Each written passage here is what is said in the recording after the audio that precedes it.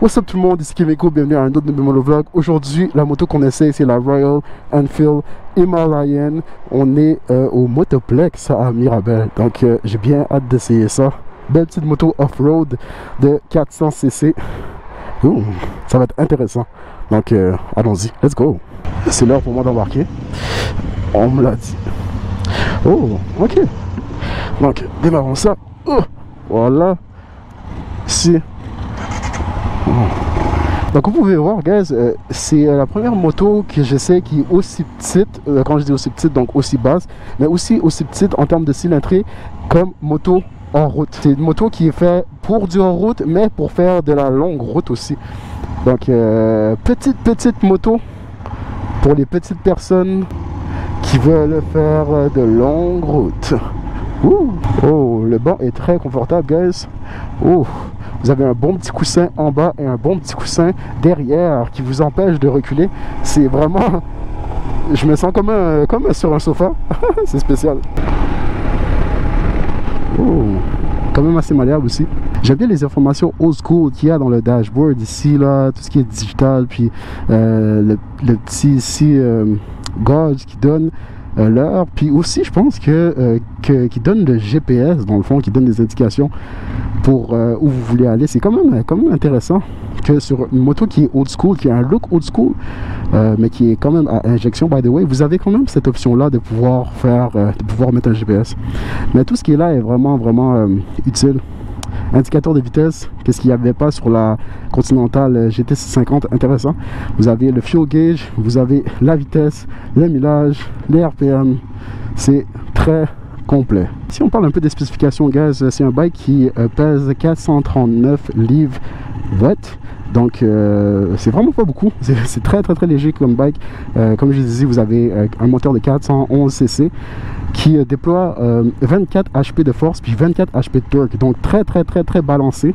Vous allez me dire c'est vraiment rien, c'est vraiment pas puissant, mais c'est pas une moto qui est faite pour rouler vite, c'est une moto qui est vraiment faite pour faire de longues routes.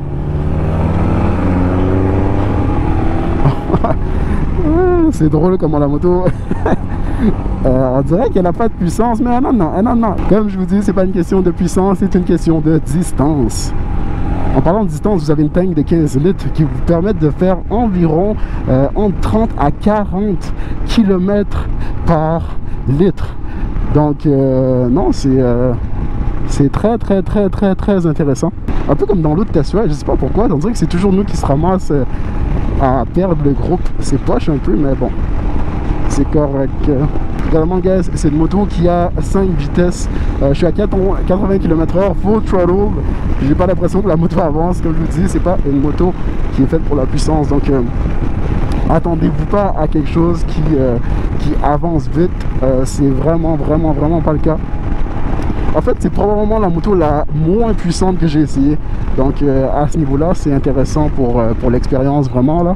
Je pense que c'est le genre de bike que j'aimerais bien essayer hors route parce que vous n'avez pas de la puissance dans le sens que vous n'allez pas sentir que votre roue va spin dans le beurre puis va vous lâcher. Vous avez toujours l'impression d'avoir le contrôle sur la traction. C'est ça qui est intéressant avec un bike qui est aussi bien balancé, aussi léger, puis il n'y a pas trop de puissance non plus. C'est intéressant. C'est intéressant pour qu'est-ce que c'est. Bien honnêtement, j'aime bien le look camo comme ça là, Jurassic Park et tout là. Je trouve ça nice. Je vois pas beaucoup de peinture comme ça. C'est très original. J'ai l'impression de faire qu'un avec la nature. Évidemment, gars, c'est une moto qui émet beaucoup de vibrations. C'est une moto à un cylindre. Fallait pas s'en attendre vraiment à plus pour une moto aussi petite. Wouh! C'est quand même très smooth. C'est smooth pour une moto d'un cylindre là. Comparativement à la Husqvarna que j'avais essayé il y a quelques années, je trouve que c'est vraiment smooth.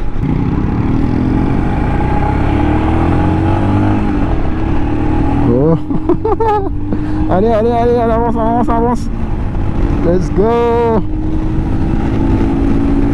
Full throttle.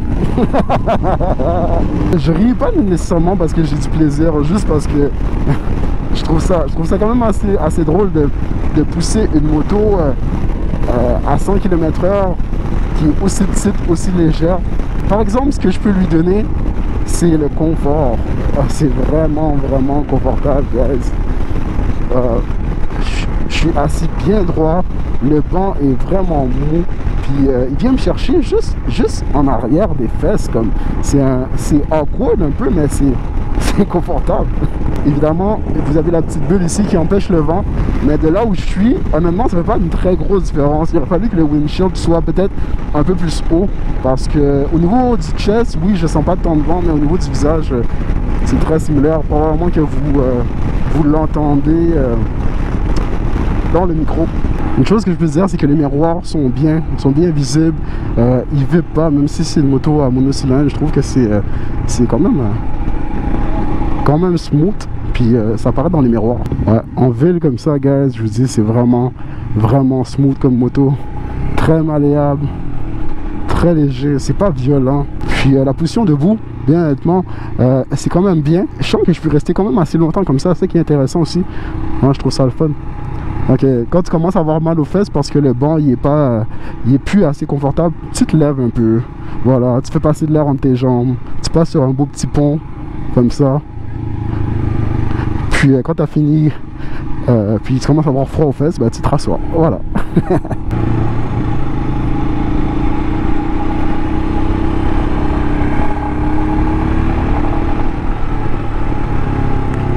C'est des belles petites courbes ça. Ce qui est le fun avec des petites motos aussi comme ça, guys, c'est que vous pouvez tout faire ces petits trajets là en deuxième vitesse. Je sens pas que j'ai besoin de toujours shifter, passer de la première à la deuxième, à la troisième, à la deuxième. Tout est vraiment simple. Je mets ça en deuxième, peut-être maximum en troisième, juste pour accélérer un petit peu dans les lignes droites. Mais c'est tout, c'est tout. C'est smooth. Écoutez, il n'y a pas un autre meilleur mot à rajouter pour cette moto que le mot smooth. Est-ce que c'est une moto que j'achèterais? Je sais pas. J'irais plus vers quelque chose comme un DRZ, quelque chose qui est un petit peu plus axé style motocross. Mais si par exemple, je dis ça comme ça, je suis en Afrique dans un safari, puis j'ai besoin d'une moto vraiment légère qui a vraiment pas beaucoup de puissance, juste assez pour me déplacer du point A au point B, puis que je peux faire beaucoup de kilométrage avec. Oui, là, ça serait une option.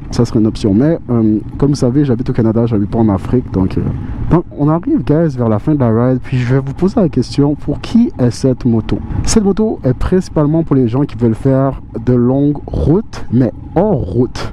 Je dis bien hors route, pourquoi? Parce que j'ai l'impression que le bike est fait pour ça.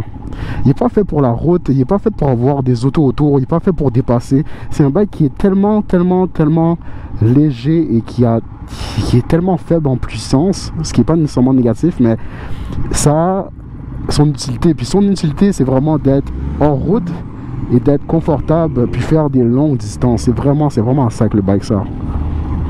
Ok, monsieur a un petit problème avec son bike. Let's go, on y va. Ah oui. Est-ce que c'est un bike que j'achèterais? Comme je vous ai dit, non, pas pour l'instant, pas pour les projets que j'ai, mais c'est un bike que j'aimerais ça, par exemple, faire du hors-route avec. Si je peux avoir l'occasion de l'essayer un jour hors route, dans des chemins de gravel, dans des sentiers, vraiment, je pense que c'est là que je vais avoir du plaisir, avoir du fun, puis que je vais comprendre vraiment pourquoi le bike est fait, où il est supposé rouler. Donc je vais terminer la vidéo ici, guys. J'espère que vous avez bien aimé la vidéo. Si vous avez aimé la vidéo, lâchez un petit like, lâchez un petit subscribe à ma page YouTube si c'est pas déjà fait, guys. S'il vous plaît, ça m'encourage beaucoup.